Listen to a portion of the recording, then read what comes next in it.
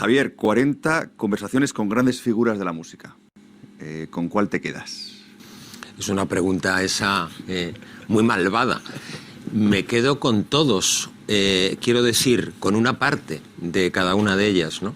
Por supuesto hay algunos artistas, algunos músicos que me gustan más que otros, pero en todas estas conversaciones hay distintos momentos de cada una de esas charlas que yo creo que han aportado cosas no solo buenas para el lector, sino también para mí como periodista y como ser humano.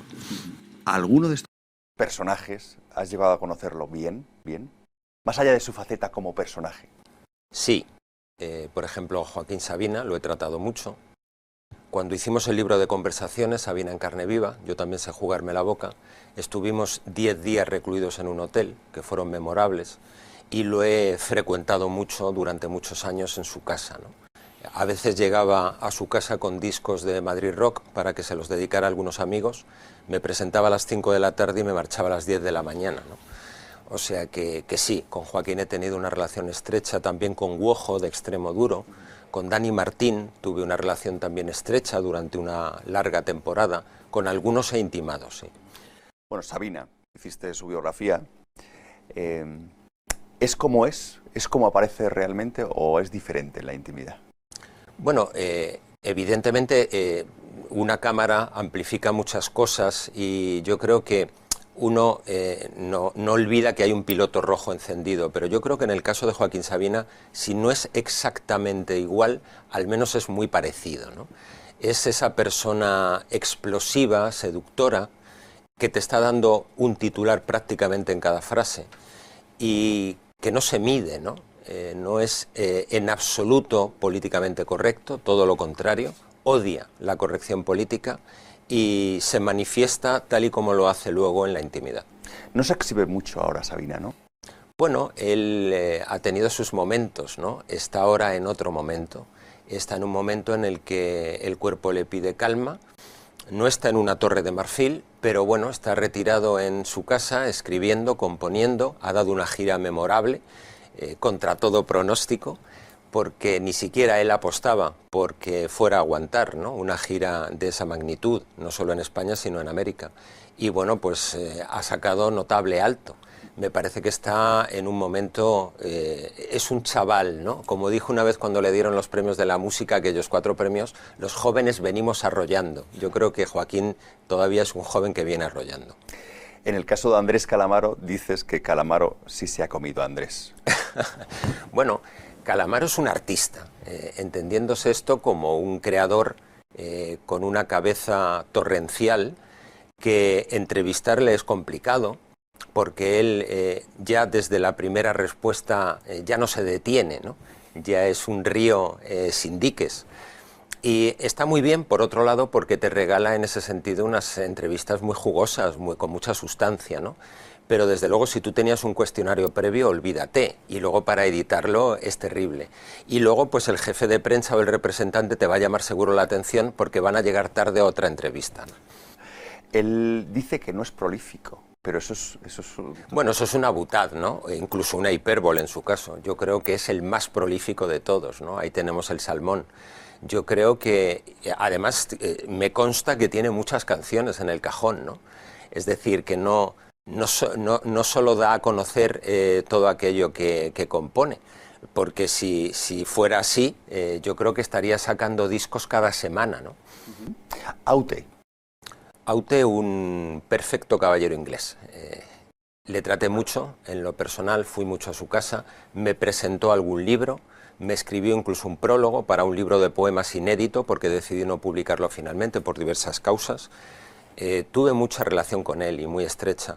Me parece que tenía un don para las melodías y que escribiendo letras de canciones era muy elegante, muy elaborado, muy exquisito. Era un lord. ¿Es quizá el que ha tenido más influencia sobre los músicos posteriores españoles, Aute? En algunos sí, hay casos en los que sí, en otros yo creo que la influencia más clara ha sido Serrat. También hay gente que ha bebido de más allá de las fronteras españolas, como el caso de Silvio Rodríguez, por ejemplo, que también ha tenido mucha influencia en algunos artistas, como por ejemplo en Pedro Guerra. y bueno, pues Ismael Serrano es deudor de Serrat, pero luego hay gente que evidentemente ha crecido con Joaquín Sabina, pero creo que es inimitable e inigualable, ¿no? Tú también eres biógrafo de Extremoduro. Robe, el último disco, es una obra de arte. ¿Estás de acuerdo? Me parece que es un disco muy bueno, pero creo que los 3 primeros discos de estudio de Robe son mejores. Con esto no estoy diciendo que este no lo sea, pero creo que la ruptura que suponen sus 3 primeros discos en solitario respecto a la obra de Extremoduro, porque no hay electricidad, sí que hay una gran intensidad, me parece que fueron muy valientes esos discos.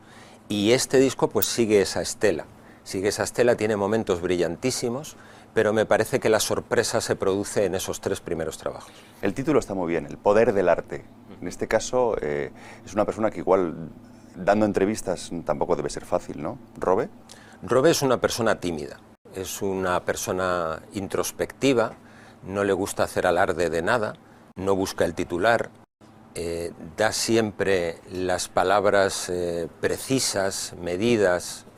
Me parece que es una persona, quizá tiene miedo a patinar, es una persona que no creo que se mida, pero creo que todo lo que dice es oportuno, no habla nunca de más, y me parece que eso es un rasgo de inteligencia. Un perfeccionista, Paco de Lucía. Bueno, Paco de Lucía, claro que era un perfeccionista, y ese era uno de sus principales problemas, ¿no? Como él reconoce, o como él reconocía. Le entrevisté en 2 ocasiones, una para el semanario Interview, horas antes de un concierto en el Palacio de Congresos y Exposiciones de Madrid. Él estaba haciendo dedos con la guitarra mientras me contestaba la entrevista, muy nervioso, pero hablamos cerca de 1 hora. Y luego estuve todo un día en su casa de Palma de Mallorca con él. Y hablamos muchísimo. La segunda entrevista fue para la revista Rolling Stone, y era una persona que durante muchos años se había mortificado mucho porque cada disco que hacía pensaba que lo podía mejorar, ¿no? Y por eso nunca escuchaba sus discos. Creo que esto es algo en general que ocurre con los artistas de veras. El músico no escucha una vez que lo publica el disco que ha hecho, el escritor no lee el libro que ha escrito. ¿Por qué? Precisamente porque en el momento en el que abra una página va a ver que esa frase la podría haber escrito mejor, ¿no? Y para evitar ese duelo que produce esa impresión, pues prefieren no tocar las obras que ya están hechas. Hay un caso célebre que es el de Juan Ramón Jiménez, que se pasó media vida corrigiendo lo que había escrito la otra, ¿no? Y eso es terrible. Yo creo que la única manera de corregirse es con obras posteriores, pero un libro que ya está hecho y publicado debe mantenerse así. Cuentas que Paco de Lucía se mortificaba al escuchar su música en un restaurante. Bueno, claro, yo me acuerdo que cuando estuve con Joaquín en un hotel, por el libro aquel de conversaciones que hicimos, realmente he publicado 3 libros sobre Joaquín Sabina, entramos en un bar de copas y curiosamente estaba sonando una canción de Joaquín, y lo primero que le dijo al camarero es: quita esta puta mierda de canción. Eso se lo dijo Joaquín Sabina, ¿no? A Paco de Lucía no le gustaba escuchar canciones suyas porque solo oía los defectos.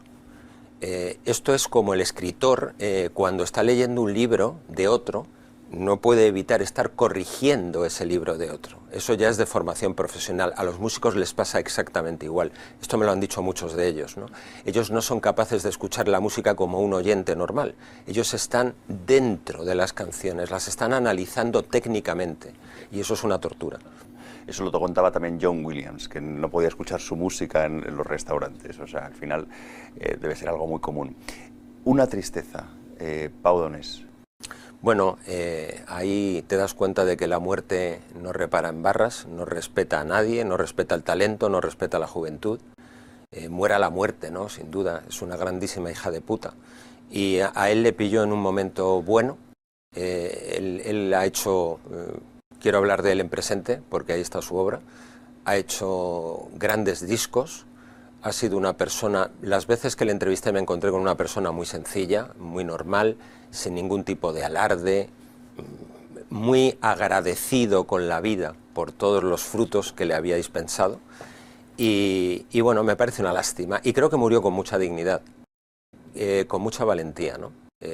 Ojalá todos tengamos ese valor en los últimos momentos, ¿no?, de nuestra vida. Tienes una frase que le preguntas tú, que dices: con La flaca te ha tocado el gordo. Así es, porque es que con esa canción, que fue la primera, arrasó. Yo le vi precisamente en un concierto, en una gira de Sabina en el año 96, en un concierto en Leganés, y actuaba de telonero Pau Donés, que estuvo con él en esa gira.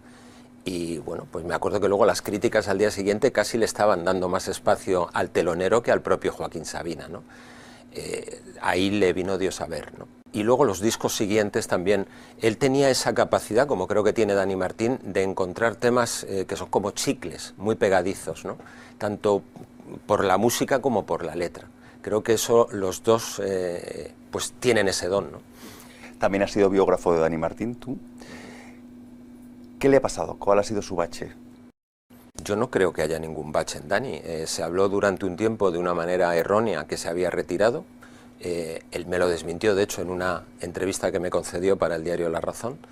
Y no, lo que pasa es que Dani había terminado una gira y necesita descansar, necesita componer nuevas canciones, necesita reencontrarse consigo mismo.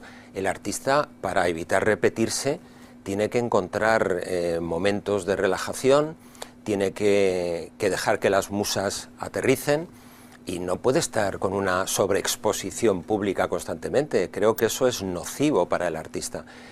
Eso fue un bulo que corrió, pero Dani ni se ha retirado ni tiene previsto hacerlo.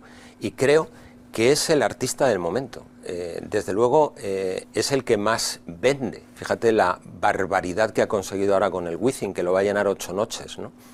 Creo que no hay nadie en este país que pueda hacer eso, quizás Sabina, ¿no? Y eso demuestra el estado de forma tan bueno que tiene. Creo que fue el artista que más entradas vendió el año pasado, el artista español. ¿Por qué crees que Dani Martín es el artista del momento?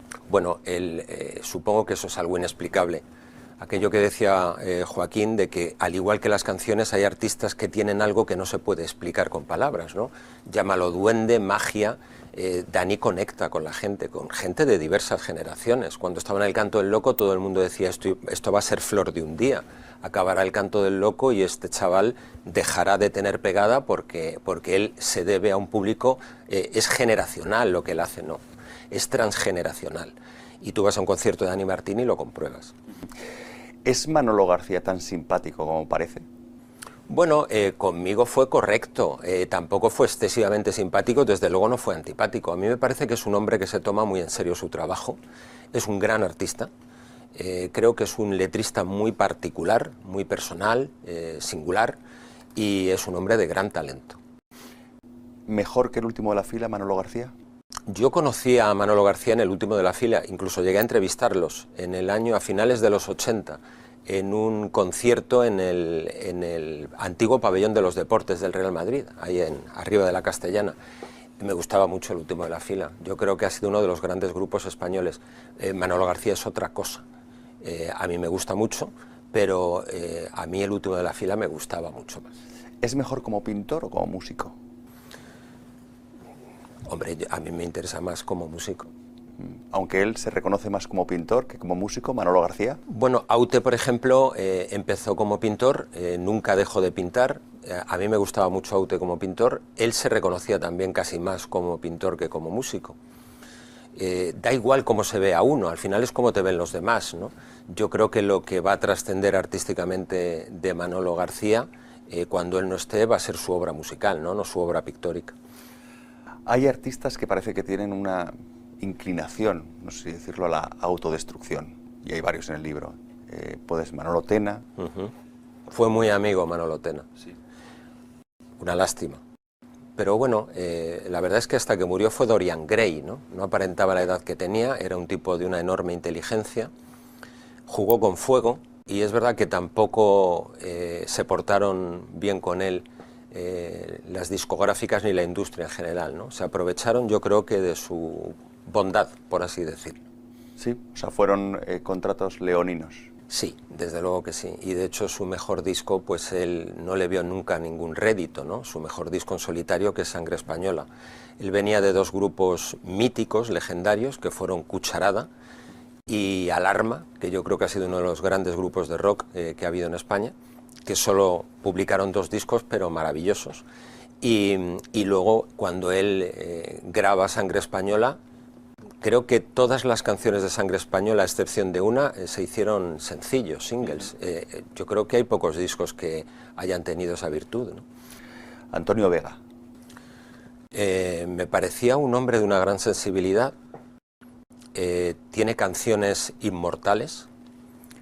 Cuando lo entrevisté, me agradó comprobar esa temperatura que tenía, esa quietud, la manera en que analizaba cada una de sus respuestas, o sea, cómo analizaba las preguntas y la mesura con que respondía. Me parece que es uno de los grandes creadores del pop español de los últimos 40 años. Enrique Urquijo no aparece en el libro. No, no llegué a entrevistar a Enrique. ¿Te quedaste con ganas? Sí, sí me quedé con ganas, es decir, en este libro todos los que están son, ¿no? Me faltan algunos, me falta Alejandro Sanz, por circunstancias no lo llegué a entrevistar nunca. Sin embargo, en el libro que hice de conversaciones con Dani Martín, que tú has citado, pues ahí me escribió un texto, ¿no?, para ese libro. Nunca le he pedido una entrevista y me ha dicho que no, sino que nunca se ha dado la circunstancia de que los dos coincidiéramos. Me habría gustado entrevistar a Alejandro Sanz, me parece que es muy interesante, y también me habría gustado entrevistar a Enrique Urquijo, no pudo ser. Serrat dice, no tengo aspiraciones de beatitud, dice en el libro. ¿Realmente él no es consciente de la influencia que ha tenido? Yo creo que sí. El magisterio de Serrat es innegable.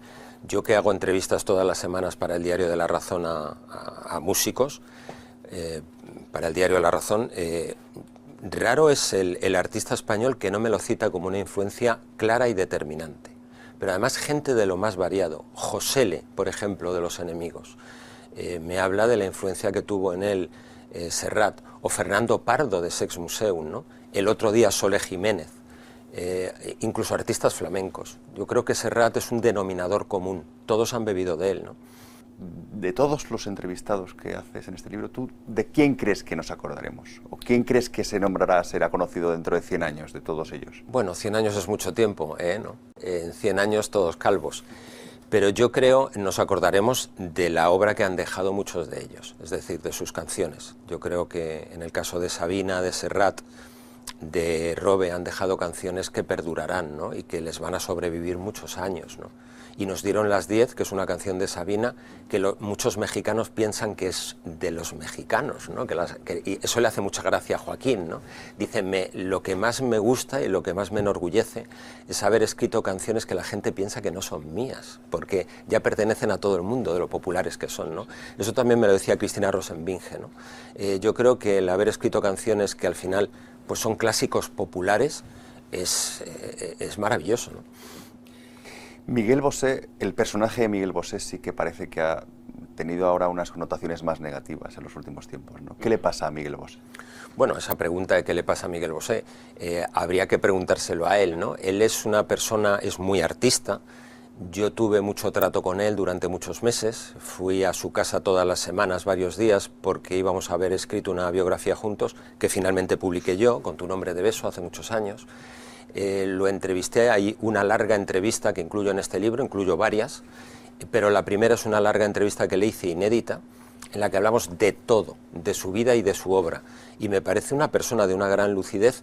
Creo que es uno de los grandes iconos pop que hemos tenido, más allá de que luego haya tenido, bueno, pues a lo mejor declaraciones que puedan considerarse desafortunadas o no acertadas, que bueno, eso es relativo, porque hay gente que no ha comulgado con esas declaraciones, pero otra gente que sí, ¿no?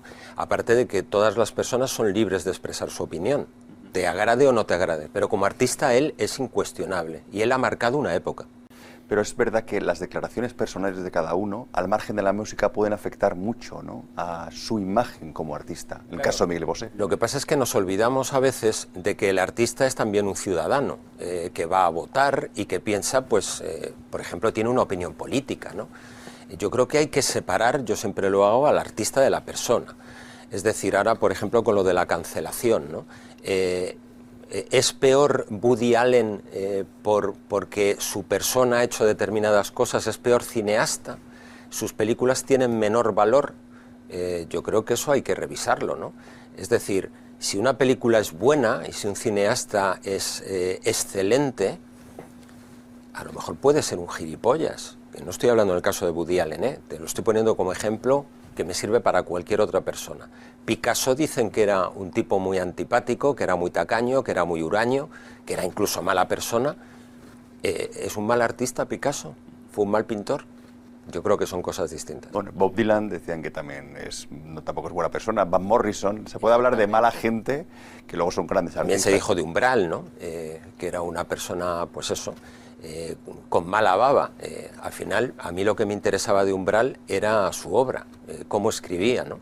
Y en el caso de Van Morrison o de Bob Dylan, me interesa la obra que han dejado. Yo estuve, creo que en el primer concierto que dio Bob Dylan, o el segundo que dio en España, a finales de los 80 en el Palacio de los Deportes, y fue un concierto brevísimo. Me parece que no dio ni un bis. Nos sentó mal a los que estábamos allí, porque la gente va con ganas de artista, y a todos nos gusta pues ver lo que hace Bruce Springsteen, ¿no? Que lo da todo, que son conciertos de 3 horas. Pero bueno, se marchó a la hora y pico, ¿qué le vas a hacer? Pero eso creo que tiene que ver con su personalidad, con la carne de ese artista, ¿no? Y quizá por eso también nos gusta, ¿no?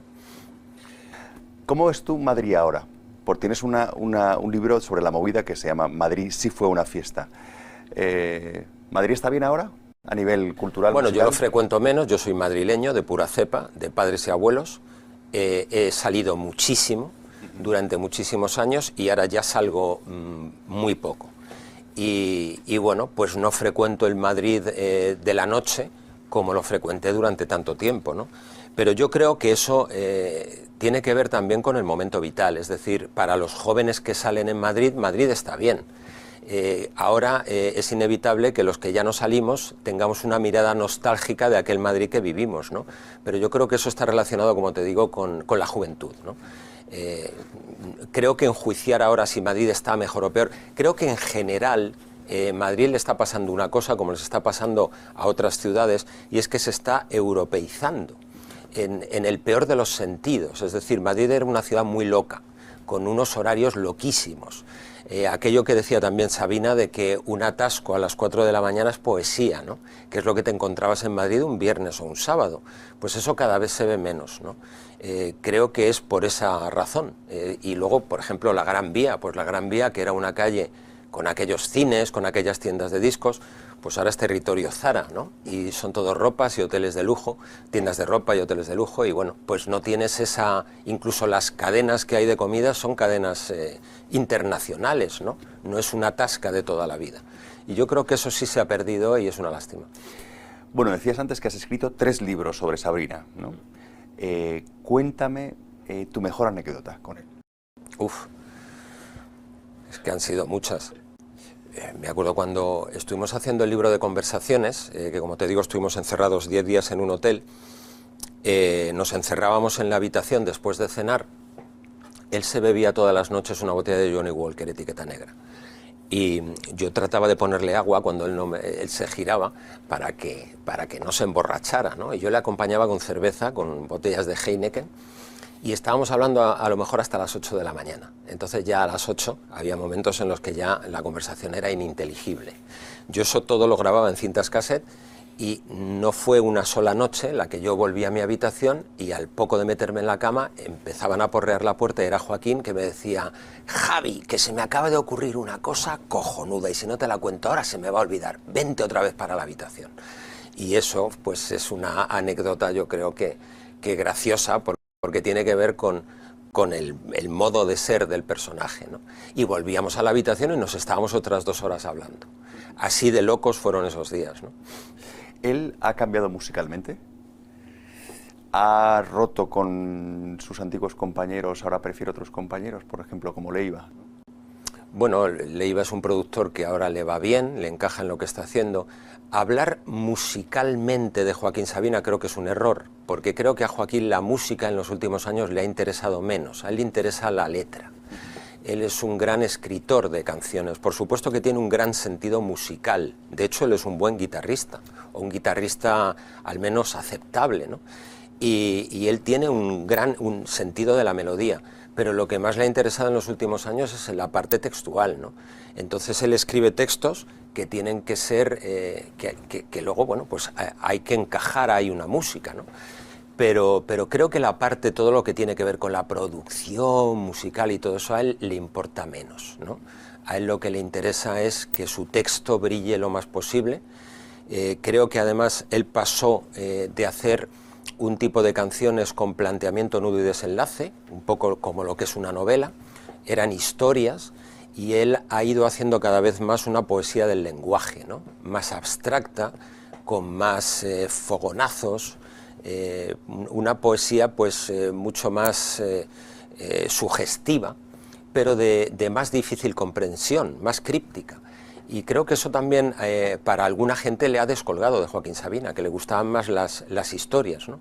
Pero en cualquier caso, todas las canciones de Joaquín tienen un alto porcentaje de biografía. Él ha bebido mucho de lo que ha vivido. Porque él es un personaje que ha vivido mucho. Mucho. Es decir, yo creo que un artista no puede ser un ratón de biblioteca. Es decir, tiene que haber leído, tiene que haber escuchado música, tiene que haber visto mucha pintura, pero tiene que haber vivido, eso es fundamental. Porque si no, eso se nota que estás fingiendo, que estás hablando de algo de oídas. En el caso de Joaquín, esa biografía le sale por las orejas, ¿no? Es curioso porque es una pregunta que hago mucho, si la vida y el arte son compatibles o incompatibles. Yo creo que el artista de veras es alguien que ha vivido. Picasso fue un vividor. Todos los grandes artistas, artistas de verdad, ¿no? Hemingway. Claro, Hemingway, pues imagínate, Norman Mailer, un enorme escritor, ¿no? Capote, Oscar Wilde, todos fueron unos grandes vividores y bebedores. ¿Y quizás ese sea el punto en común que tienen todos ellos? ¿O hay algo más? ¿Qué se necesita para ser? ¿Qué has detectado tú en las conversaciones que tengan todos en común? Bueno, yo no creo sé si que lo has analizado o no. Pero... Creo que todos tienen talento. En el caso de Loquillo de Rafael, por citarte dos intérpretes, creo que su talento reside en tener la capacidad de convertir todo aquello que interpretan en una pieza propia. Creo que eso también es muy difícil. Eso es como el actor, Robert De Niro en Taxi Driver, ¿no? O en Toro Salvaje. Hay gente que cree que el actor realmente no es un artista porque está interpretando un papel que le han entregado. No estoy en absoluto de acuerdo. Es decir, tú puedes interpretar ese papel de una forma magistral o de una forma mediocre. Y lo que han hecho los grandes actores de la historia, con Brando a la cabeza quizá, ha sido representar de una forma magistral, soberbia, excelente, unos papeles que habían escrito otros. Y bueno, yo creo que la inmensa mayoría de los músicos que están recogidos en este libro tienen talento, eso es evidente, e incluso lo tienen, como te digo, aquellos que son meros intérpretes. Es lo que decía el umbral, el estilo. Lo más importante es el estilo. Sí, bueno, decía una cosa que es todavía más chocante como Butad, que es que el que escribe bien siempre tiene razón, ¿no? De alguna manera estoy de acuerdo con él, ¿no? Por el significado de la frase. Hablamos antes del género de la entrevista. Tú has hecho mucho, has practicado mucho. He hecho y hago. Y haces, claro. Es tu género preferido. ¿Qué se consigue con una entrevista que no se consiga con una crónica o con un reportaje? Bueno, para empezar, yo creo que el periodismo tiene que ver mucho con el trabajo de campo. Yo establecería ahí un símil con el investigador, con el policía, es decir, hablar con la gente. Si yo entrevisto a un científico, entrevisto a un músico, entrevisto a un novelista, pues entiendo que estoy hablando con una persona que domina un campo, que sabe mucho de ese campo y que de alguna manera me va a iluminar y me va a contar cosas que a mí me van a enriquecer. Y creo que solamente por eso la entrevista merece la pena. Creo que la regla de oro de todo entrevistador, o sea, lo que debe llevar a cabo un periodista cuando hace una entrevista, es tratar de extraer la esencia del entrevistado, de tal manera que el lector, en el caso del medio escrito, el oyente, en el caso de la radio, o el espectador, en el caso de la tele, pues se lleven una idea bastante aproximada de cómo es esa persona.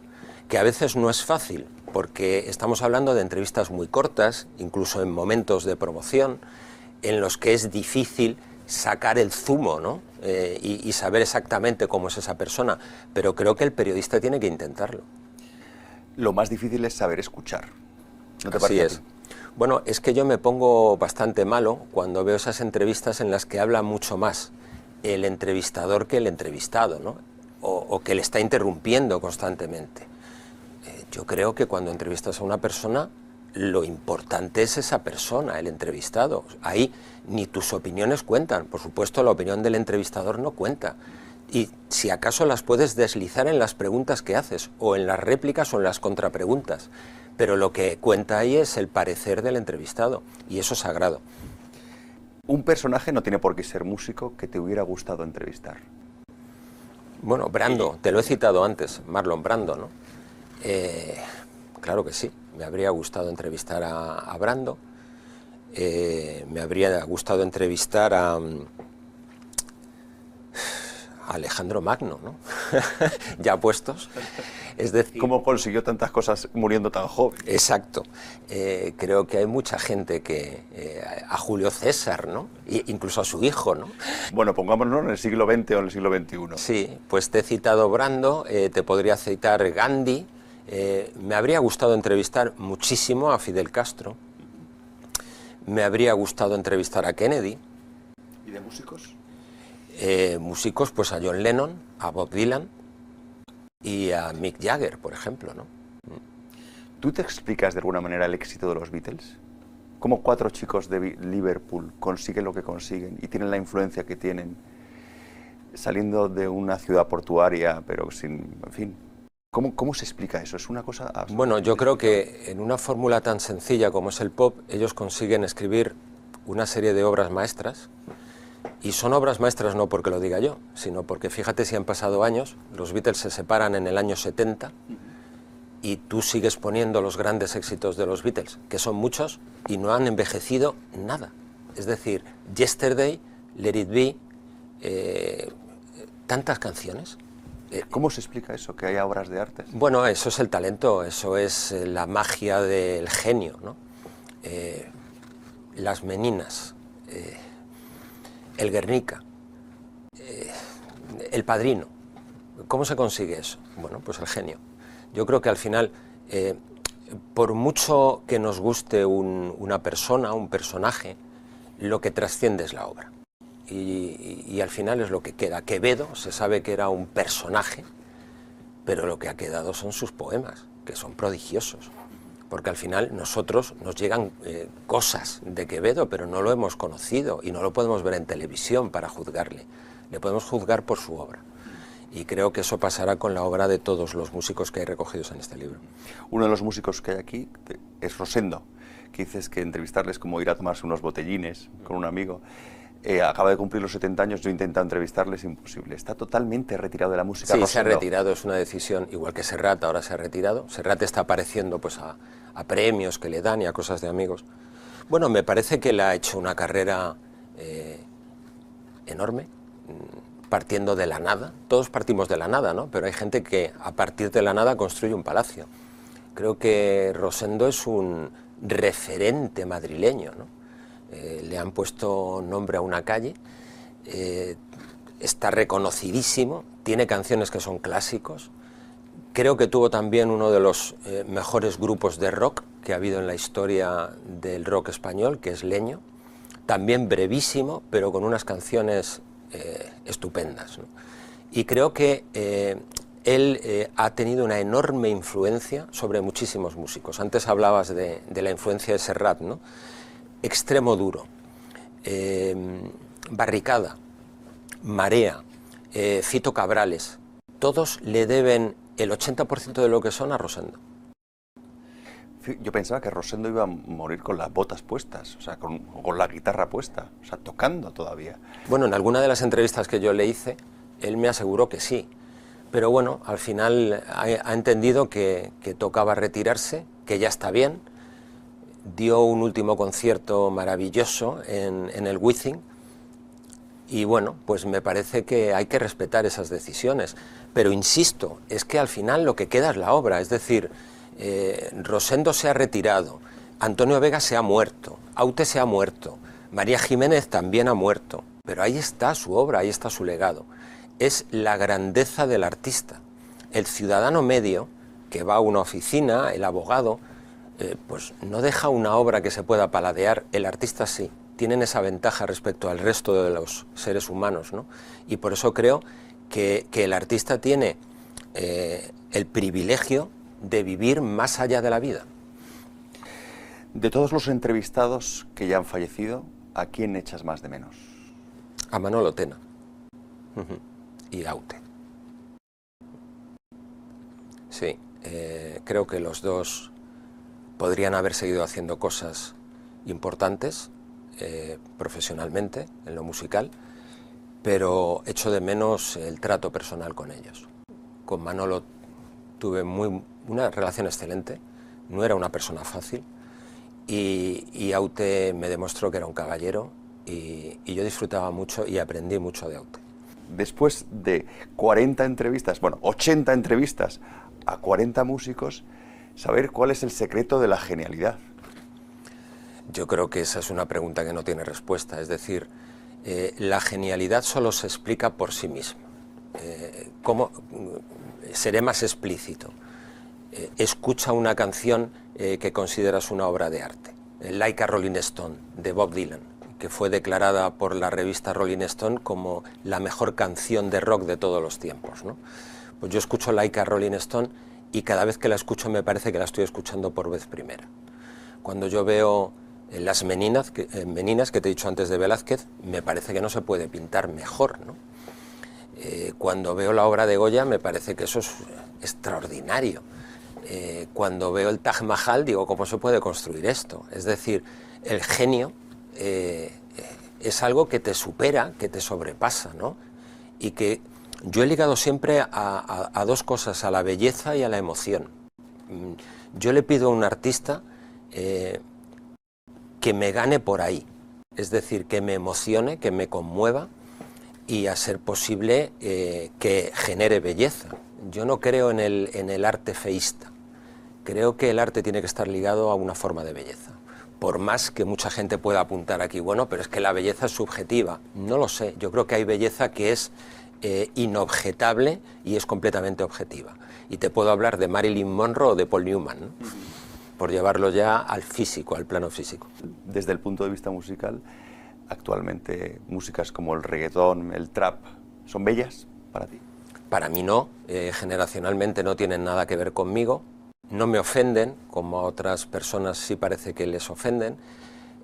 Creo que es un caldo de cultivo en el que, bueno, pues están teniendo muchos chavales de instituto que se sienten atraídos por ese discurso tan explosivo, ¿no? A mí me parece que es música que tiene poco recorrido, que con el paso del tiempo se va a diluir. El rock ya no es un género protagonista entre los jóvenes, pero creo que hay piezas de rock que son canónicas. Yo no creo que el reggaetón deje nada realmente memorable, creo que es una moda pasajera, pero esa es mi humilde opinión, es mi parecer, no quiero sentar cátedra al respecto. Y me parece legítimo que haya gente que disfrute mucho con el reggaetón o con el trap. Bueno, pues seguiremos haciendo entrevistas, ¿no? Hombre, claro que sí, con las botas puestas, a diferencia de Rosendo. Muchísimas gracias. Gracias por todo, a ti, Javier, un placer. Y nos vemos por ahí. Seguro que sí.